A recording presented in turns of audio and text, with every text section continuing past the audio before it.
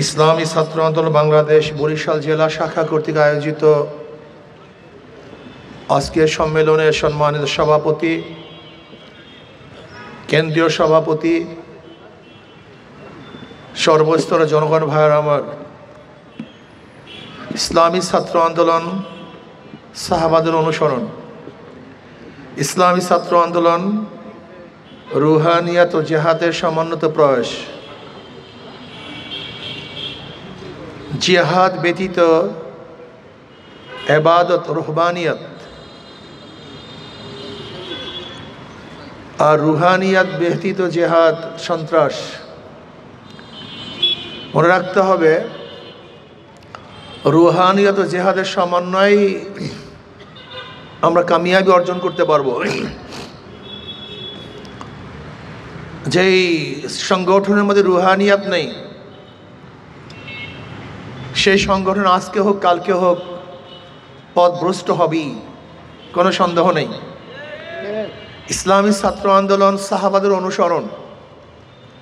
ইসলামী ছাত্র আন্দোলন এরদোগানের অনুসরণ করে না, মুরসির অনুসরণ করে না। ইসলামী ছাত্র আন্দোলন কোনো ব্যক্তির অনুসরণ করে না। ইসলামী ছাত্র আন্দোলন সবসময় অনুসরণ করে জনাবে মুহাম্মদ রাসূলুল্লাহ সাল্লাল্লাহু আলাইহি ওয়াসাল্লামের এবং সাহাবায়ে কেরাম রিদওয়ানুল্লাহি তাআলা আলাইহিম আজমাইনদের। মনে রাখতে হবে, সাহাবারা একজন জাহেদ ছিলেন। ঈশা ছাত্র আন্দোলনের প্রত্যেকটা ছেলেকে জাহেদ হতে হবে, ত্যাগী হতে হবে। সাহাবারা আবেদ ছিলেন। ঈশা ছাত্র আন্দোলনের প্রত্যেকটা ছেলেকে আবেদ হতে হবে। সাহাবারা মুত্তাকিন ছিলেন। আমাদের সবাইকে মুত্তাকিন হতে হবে। সাহাবার মুজাহিদ ছিলেন। আমাদের সবাইকে মুজাহিদ হতে হবে। সাহারা মুবাল্লিগ ছিলেন। আমাদের সবাইকে দাওয়াতি কাজ করতে হবে। সাহাবারা নিজের উপর অন্য ভাইকে প্রাধান্য দিতেন। আপনাকে আমাকেও নিজের চেয়ে অন্য ভাইকে প্রাধান্য দিতে হবে। ওয়ুসিরুনা আলা আনফুসিহিম ওয়ালাউ কানা বিহিম খাসাসা। ইসলামী ছাত্র আন্দোলনের প্রত্যেকটা ছেলেকে মনে রাখতে হবে, আমি খাবো না, আমার ভাই তিনি খাবেন। আমার নাস্তার অর্ধেক, আমরা উভয় ক্ষুধার্ত, ভাগ করে অর্ধেক আমি খাবো, অর্ধেক আমার ছাত্র ভাইকে খাওয়াবো। আমি আগে বসবো না, আমার ভাইকে বসার ব্যবস্থা করব। আগে আমি শুবো না, আমার ভাইকে শোয়াবার পরে জায়গা থাকলে আমি শুইব, আর নয়তো সারা রাত্র বসে থাকবো, আমার ভাইকে প্রাধান্য দেব। আপনারা দেখেন নাই আনসারীদের অবস্থা কি ছিল? মুহাজিরদের জন্য তারা এমন কোনো ত্যাগ নাই যেই ত্যাগ করেন নাই। আল্লাহু আকবার। আনসারীদের একটা ঘরকে ভাগ করে তার মুজাহিদ ভাইকে অর্ধেক দিয়ে দিয়েছেন। জমিকে ভাগ করে তার ভাইকে অর্ধেক দিয়ে দিয়েছেন। খানাকে ভাগ করে নিজে অর্ধেক খেয়েছেন, ভাইকে অর্ধেক দিয়েছেন। নিজের বস্ত্রকে ভাগ করে অর্ধেক বস্ত্র নিজে পরেছেন, আর বাকি বস্ত্র ভাইয়ের উপর দান করেছেন। সাহাবায়ে কেরাম রিদওয়ানুল্লাহ আজমাইন একজন মুমিনদের জন্য, মুসলমানদের জন্য সর্বোচ্চ ত্যাগ করেছেন। আপনারা জানেন, এক যুদ্ধের মধ্যে এক সাহাবী শহীদ অবস্থায় পানি বলে ডাকছেন।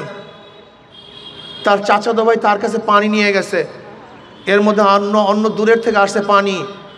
ওই ব্যক্তি বলছে, আমার বেশি পানির প্রয়োজন নেই, আমার ভাইয়ের বেশি পানির প্রয়োজন, তোমরা তার কাছে পানি নিয়ে যাও। দ্বিতীয় ব্যক্তির কাছে যখন পানি নিয়ে গেছে, তৃতীয় জায়গার থেকে আওয়াজ আসছে পানি। দ্বিতীয় ব্যক্তি বলতেছে, আমার পানির প্রয়োজন নেই, আমার ভাইয়ের বেশি পানির প্রয়োজন, তোমরা তার কাছে পানি নিয়ে যাও। তৃতীয় ব্যক্তির কাছে যখন পানি নিয়ে যাওয়া হয়েছে, দেখে সে ব্যক্তি দুনিয়ায় নেই, শহীদ হয়ে গেছে। দৌড়ে আসছে দ্বিতীয় ব্যক্তির কাছে, দেখে সেও দুনিয়াতে নেই, সেও শহীদ হয়ে গেছে। আসছে প্রথম ব্যক্তির কাছে, দেখে সেও দুনিয়াতে নেই, সেও শহীদ হয়ে গেছে। ওয়ুসিরুনা আলা আনফুসিহিম ওয়ালাউ কানা বিহিম খাসাসা। মুমিন তো নিজের ধ্বংসের মুহূর্তেও তার মুমিন ভাইকে প্রাধান্য দেয়। ইসলামী ছাত্র আন্দোলনের প্রত্যেকটা ছেলে এই আদর্শবান হতে হবে। নিজের চেয়েও তার সাংগঠনিক ভাইকে প্রাধান্য দিতে হবে। নিজের সুখে শান্তিতে না থেকে তার সহকর্মীকে সুখে শান্তিতে রাখার ব্যবস্থা করতে হবে। আমার পকেটে নাস্তার পয়সা আছে, কিন্তু আমার এক ছাত্র ভাই পকেটে নাস্তার পয়সা নেই, সেজন্য ভাবতেও না পারে আমার নাস্তার টাকা তাকে দিয়ে দিয়েছি। যদি ভাবেন তাহলে লজ্জা পাবেন না, আমি এমনভাবে আমার ভাইকে দেব যেন সে লজ্জিত না হয়। এই আদর্শবান ছাত্র আন্দোলনকে হতে হবে। ছাত্র আন্দোলনের প্রত্যেক ছেলেকে ত্যাগী হতে হবে, ভুগি না। আজকে বর্তমানে পাশ্চাত্য রাজনীতিকবিদরা আমাদের হাজারো কোমলমতি ছাত্রদেরকে ভুগি বানিয়ে ফেলেছে, ওদেরকে অস্ত্রবাজ বানিয়েছে, ওদেরকে খুনি হিসাবে চিহ্নিত করেছে সমাজের মধ্যে। ওরা এখন ধর্ষক, ওরা এখন চাঁদাবাজ, ওরা লুটেরা, ওরা মানুষ না। আপনি দেখেছেন আবরারকে কে হত্যা করেছিল? আবরার ফাহাদকে বুয়েটের ছাত্রই হত্যা করেছিল। বুয়েটের ছাত্র খুব ভালো ছাত্র, মেধাবী ছাত্র, ওরা ঢুকেছিল ভালো হিসাবে, আর ওই সংগঠনে যাওয়ার পরে ওরা বের হয়েছে খুনি হিসাবে। অন্যান্য পাশ্চাত্য ছাত্র সংগঠনগুলি যদি ফেরেশতারাও ঢুকে সেখান থেকে আজাদি হয়ে বের হয়, হাজারো ভালো মানুষ ঢুকবে, খুনি হয়ে বের হবে। আর ইসলামী ছাত্র আন্দোলনের এমন এক সুন্দর পরিবেশ কাঠামো, যেখানে হাজারো খারাপ ছাত্ররা ঢুকলেও ফেরেশতাতুল্য ছাত্র হিসাবে বের হবে ইনশাআল্লাহ। আপনারা দেখেছেন জাহাঙ্গীর ইউনিভার্সিটিতে 100 ধর্ষণ করার পরে সেঞ্চুরি পালন করেছে কারা? এই মেধাবী ছাত্ররা। আজকে ঢাকা ইউনিভার্সিটিতে অস্ত্রবাজি কারা করে? এই মেধাবী ছাত্ররা। আজকে টেন্ডারবাজি কারা করে? এই মেধাবী ছাত্ররা, যারা ফুলের মতো ছিল, কিন্তু আজকে ওই সমস্ত সংগঠন করার পরে তারা ডাকাত হয়েছে, ধর্ষক হয়েছে, চাঁদাবাজ হয়েছে, গুন্ডা হয়েছে, বদমাশ হয়েছে। ইসলামী ছাত্র এমন এক সংগঠন যেখানে হাজারো খারাপ মানুষ ঢুকবে, ফেরেশতাতুল্য মানুষ হিসাবে সেখান থেকে বের হবে। এর ইসলামী ছাত্র আন্দোলন প্রত্যেক ছেলেকে বলবো, ত্যাগী হও। এই সমাজের জন্য ত্যাগ করতে হবে, এই জনগণের জন্য ত্যাগ করতে হবে, এই দেশের জন্য ত্যাগ করতে হবে, বৈষম্য দূর করার জন্য ত্যাগ করতে হবে, চাঁদাবাজি বন্ধ করার জন্য ত্যাগ করতে হবে, ঘুষ বন্ধ করার জন্য ত্যাগ করতে হবে। এই ভূখণ্ডকে রক্ষা করার জন্য হাজারো ত্যাগ তোমাকে করতেই হবে ইনশাআল্লাহ। প্রিয় ছাত্র ভাইয়েরা আমার, আজকে বাংলাদেশের অবস্থাটা কি? বারবার রক্ত দিয়েছিলাম, আন্দোলন করেছিলাম, সংগ্রাম করেছিলাম মানুষকে মুক্তি দেওয়ার জন্য, শান্তি দেওয়ার জন্য, মানুষের অধিকারকে প্রতিষ্ঠিত করার জন্য। কিন্তু আজকে আমরা কি দেখছি?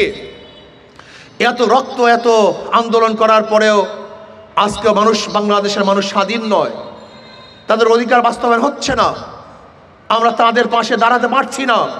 এর মূল কারণটা কি? এর মূল কারণ হলো যারা আমরা নেতৃত্ব প্রদান করি তারা অসৎ, অযোগ্য, জালেম, খুনি, ডাকাত, ধর্ষক। এরা নেতৃত্ব দিলে দেশের মানুষ কোনোদিন শান্তি পাবে না।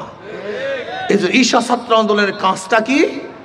কু আনফুসাকুম আহলিকুম নারা, নিজেও জাহান্নামের আগুন থেকে বাঁচো, সমাজকেও বাঁচাও। নিজে গঠন হওয়ার ভিত্তিতে সমাজকে গঠন করতে হবে, নিজেকে তৈয়ার করার ভিত্তিতে সমাজকে তৈয়ার করতে হবে। নিজে গঠন হব না, সমাজকে গঠন করব, এটা কোনোদিন সম্ভব না, কোনোদিন হতে পারে না।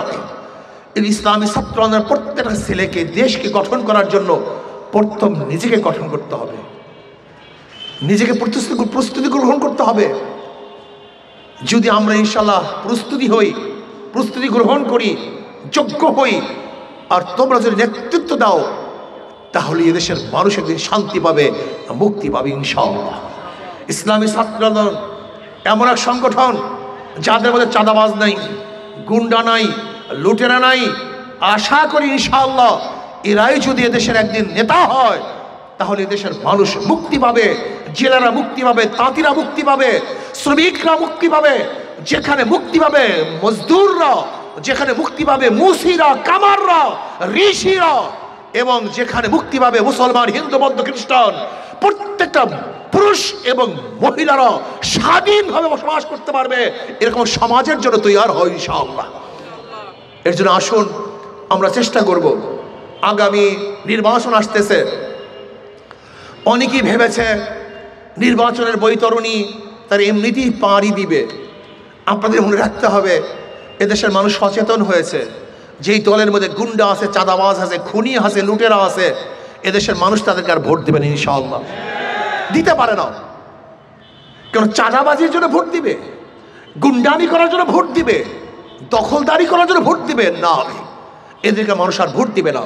আমি বিশ্বাস করি আগামী যে সূর্য উদিত হবে, সেই সূর্য উদিত হবে ইসলামের সূর্য, যে ইসলামের সূর্যের মধ্যে সমস্ত মানুষ শান্তি পাবে, যেখানে পুরুষরাও শান্তি পাবে, মহিলারাও শান্তি পাবে, যেখানে নিরাপত্তা লাভ করে মুসলমান এবং হিন্দু খ্রিস্টান বৌদ্ধ সমস্ত জাতির মানুষ, যে সূর্যের মধ্যে সূর্যের আলোতে শান্তি পাবে, সেই সূর্যটার নামই হলো ইসলামী সূর্য। এর জন্য আসো ইনশাআল্লাহ আমরা ইসলামী সূর্য উদিত করার জন্য চেষ্টা করব, সাধনা করব। অন্তর্বর্তীকালীন সরকারকে বলবো, দেখেন নির্বাচন দিবেন, যেন তেন নির্বাচন দিলে এদেশের মানুষ গ্রহণ করবে না। আপনাকে মনে রাখতে হবে, যদি নির্বাচনের পরিবেশ সৃষ্টি না করে, লেভেল প্লেইং ফিল্ড তৈরি না করে আপনি নির্বাচন দেন, তাহলে আবার আপনি ব্যর্থ হবেন, আবারও ব্যর্থ হবেন। মানুষ কিন্তু আপনাকে ছাড় দিবে না। এর জন্য আসুন এমন নির্বাচন দিবেন যে নির্বাচনের মধ্যে প্রত্যেকটা মানুষ তার ভোট অধিকার প্রয়োগ করতে পারে, সেই ব্যবস্থা করতে হবে। আসুন, জনগণের স্বাধীনতা না দিয়ে নির্বাচন দিলে সেখানে নির্বাচন কোনোদিন নিরপেক্ষ নির্বাচন হবে না। কাজে আগামী নির্বাচন হবে ইসলামের পক্ষে নির্বাচন, আগামী নির্বাচন হবে হাত পাখার পক্ষে নির্বাচন ইনশাআল্লাহ।